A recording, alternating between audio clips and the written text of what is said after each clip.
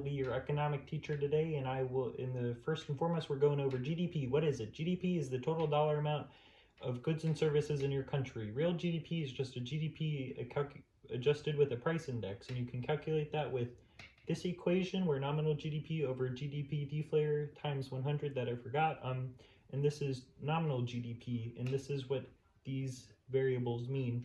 And the effects of GDP on your country, it can display the current state of your economy, allowing for the country to make corrections. And here we look at a real example. This is the United States from 2010 to the current point of GDP. And here we can see as a large divot happens here, where GDP greatly decreased due to the COVID-19 pandemic because of the lack of economic activity.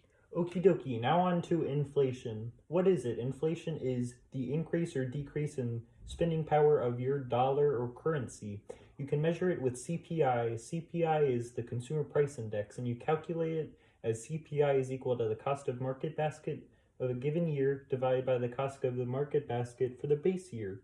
And the effects of inflation has on your economy, there are points when it's good and bad. It is good when it is higher for borrowers and bad for loaners when it is high. Inflation is always bad for living with fixed income.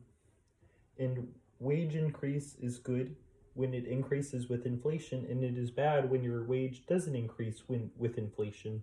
Here is a real example. We have the CPI index for the United States from 2010 to the current period, and here we see only 2 points when CPI divots. We have the recession, the 2000s recession, and here from the COVID-19 pandemic, and that is both due to a slow in growth of the economy causing that decrease, because consumer price index decreases with a less growth in the economy. Now let's move on to unemployment. Here we have unemployment. What is unemployment? Unemployment is when people are looking for jobs and are in the labor force but do not currently have a job. You measure it with unemployment rate, and you calculate unemployment rate with, you divide the total number of people divided by the labor force, and you multiply that by 100, which I forgot again. And the effects of unemployment on the economy: when unemployment is high, that means the economic activity is low, and that is always bad.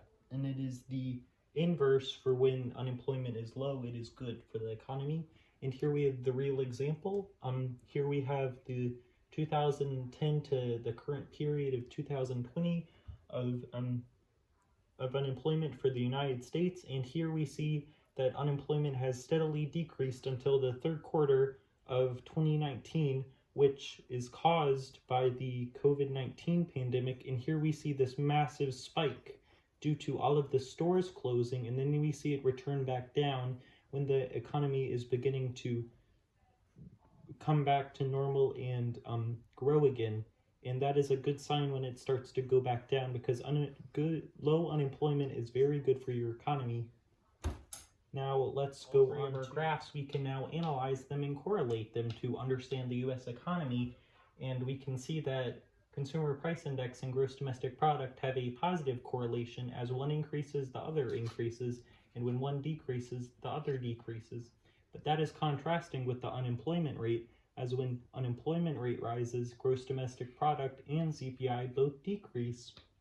So for a good economy, you want to have a increasing Consumer Price Index and a increasing Gross Domestic Product and a decreasing unemployment rate. And as we can see that we are now recovering from our COVID-19 pandemic economically, as our Consumer Price Index and GDP are now increasing and our unemployment rate is now decreasing, which is a good sign, and that's what we want to see.